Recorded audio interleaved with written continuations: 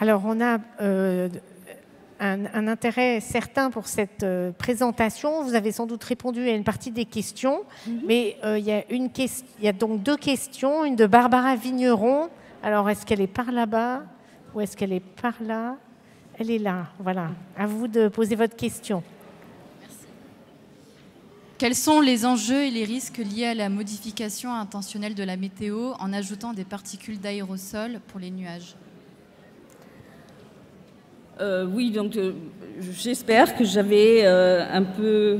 Est-ce que je peux revenir sur le dernier transparent S'il vous plaît, là-haut, doucement. Ouais, bon, vous pouvez sortir, tomber, mais vous ne parlez pas. Merci. Voilà, donc les produits peuvent être en grande quantité toxiques. Donc là, je parle de l'urodure d'argent en particulier. Le sel, peut-être un peu moins, bien que si on le fait massivement, saler les sols, c'est peut-être pas une bonne approche non plus. Mais je vous rassure, c'est surveillé. Donc si on fait ces ensemencements, on mesure systématiquement la concentration d'urodure d'argent dans la pluie, déjà parce que ça fait une preuve que ça a eu un effet. Donc pour le moment, il n'y a pas de risque. Mais si on fait ça massivement, on jette ça partout, bon, un risque n'est pas à exclure.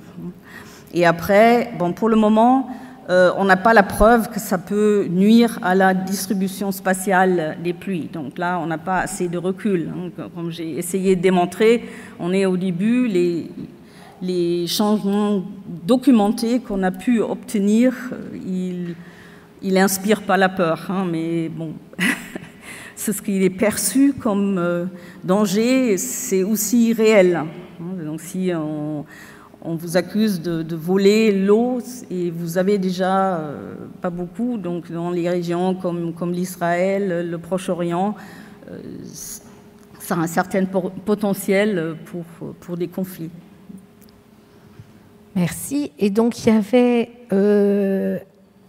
une question par là. Alors on va prendre cette question, puis après il y avait un autre élève, mais on... Oui, bonjour. J'aimerais quelques petites indications. Il y a quelque chose, je pense, que j'ai pas trop compris.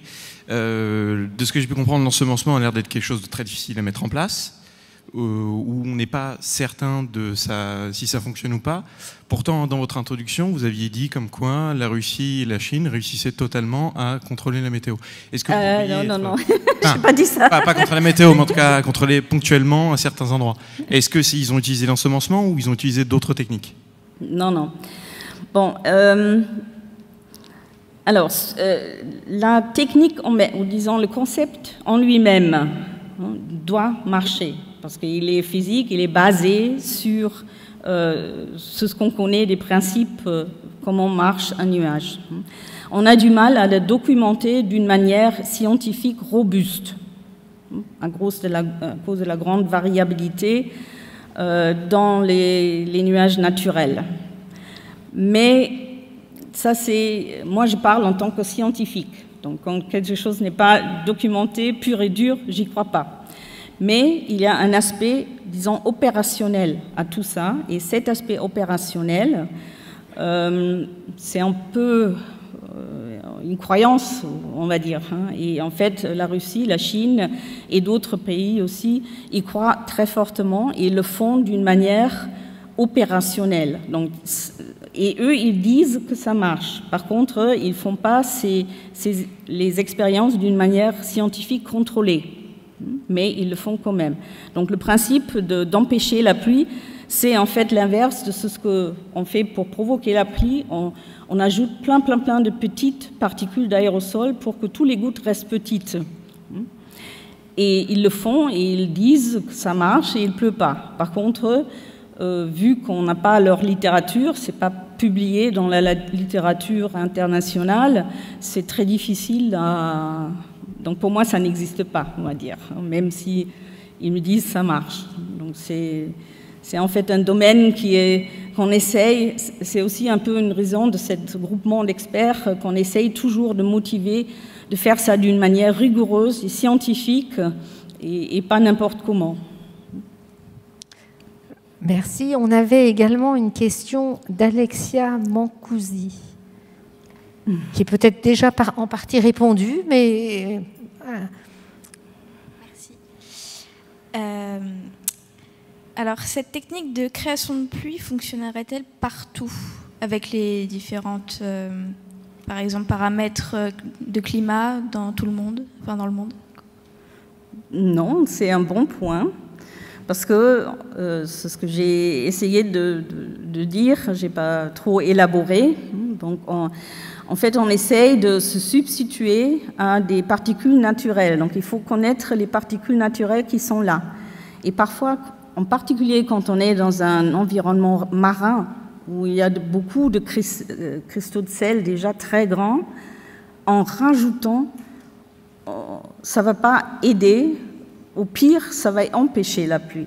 Donc, parfois, la nature toute seule fait ça déjà. Et c'est aussi une raison pour laquelle on le retravaille maintenant, parce qu'on connaît beaucoup plus sur comment les particules agissent sur le nuage. Et en fait, il faut compléter et connaître ce qu'il est là naturellement pour le compléter d'une manière intelligente par ce qu'on ajoute.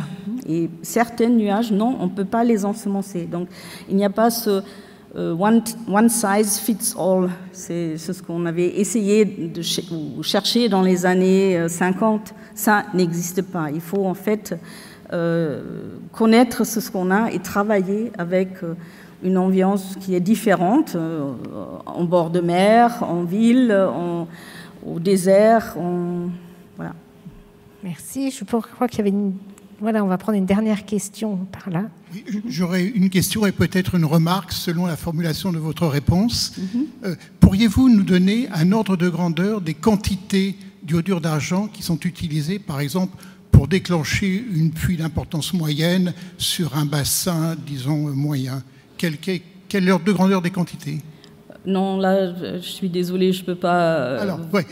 Mais la seule chose que je veux vous dire, que les concentrations qui résultent dans la pluie en phase aqueuse sont un facteur 100 et plus en dessous des valeurs qui sont conseillées par l'Organisation mondiale de la santé. Donc on a quand même des limites toxiques qui sont prescrits. D'accord. Et j'aurais donc une remarque à formuler en tant que praticien de l'eau, c'est que les iodures dans l'eau sont un énorme problème pour la potabilisation des eaux, pour une raison bien simple, puisqu'on a à la Maison de la Chimie, je rappellerai la colonne des halogènes, le fluor, le chlore, le brome, l'iode, l'astate, et que le chlore qui est utilisé dans l'eau oxyde immédiatement les iodures en iode, qui réagit très vite sur la matière organique, donne des haloformes, un tas de produits indésirables, et surtout des produits qui confèrent à l'eau un goût très prononcé de médicaments qui la rendent pratiquement imbuvable. Donc les iodures, c'est un peu l'ennemi du traitement du traiteur d'eau,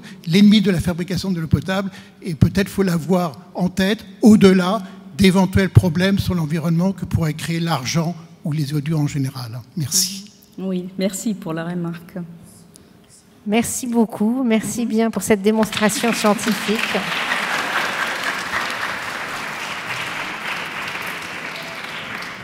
Et donc je vais